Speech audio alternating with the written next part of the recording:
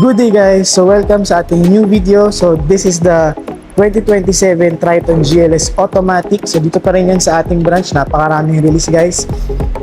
Peak Motors, Jose Abad Santos, Tondo, Manila branch. So this is the 2027 Triton GLS Automatic on quartz white pearl colorway.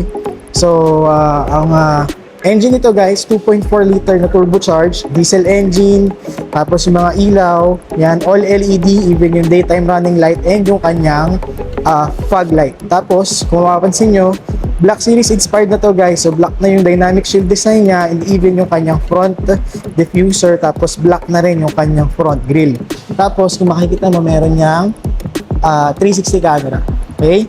So, dito naman sa side profile, meron kang 18 inches na black mags, tapos may built-in fenders even doon sa likod guys.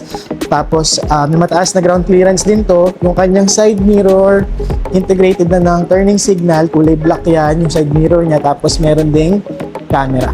Tapos keyless operating system din tayo dito guys. Yung kanyang fuel tank capacity 72 liters. May kasama ng roll bar guys. So this is the GLS variant. Yan. Ito naman yung itsura niya sa likod guys. Okay, so LED rin yung mga taillight, tapos yung Triton emblem, yung Mitsubishi logo, and yung kanyang reverse camera. So pag tinignan natin guys, okay, so this one, hindi pa siya supported ng hydraulic, so cable lang yung mga nagsusupport natin dyan.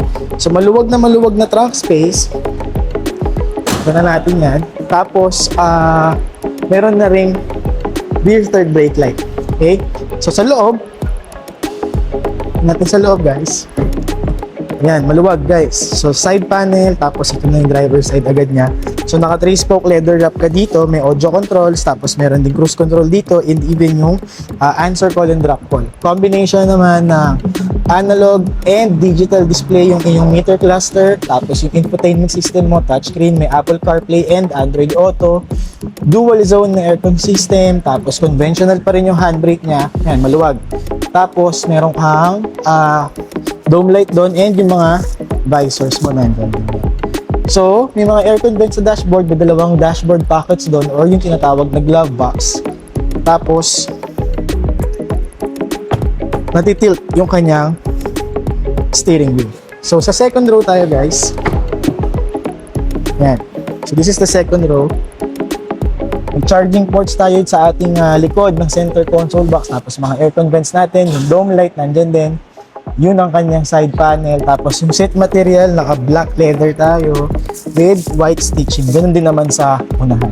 So, for this unit guys, may maganda tayong offer.